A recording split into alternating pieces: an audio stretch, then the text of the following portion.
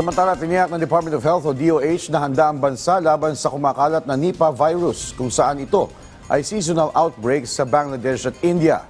Ayon sa DOH, inihahanda na ng Bureau of Quarantine ang mga hakbang laban sa pagkalat ng Nipah virus. Nagpakalat na rin umano ang BOQ ng mga information materials hinggil sa sakit at kung paano ito maiiwasan. Samantala, nakaset up na ang mga thermal scanners sa mga palipatan sa bansa para masigurong may evaluate ang mga papasok sa Pilipinas.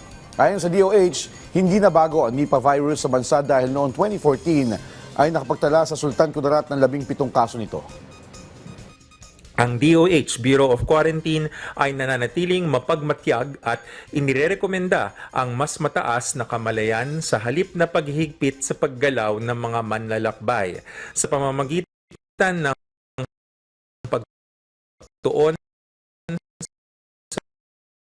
pagtuturo sa publiko sa pakikipagtulungan sa iba pang mga kasosyo sa kalusugan ay makakatulong na maiwasan ang pagpasok at pagkalat ng anumang potensyal na banta ng sakit.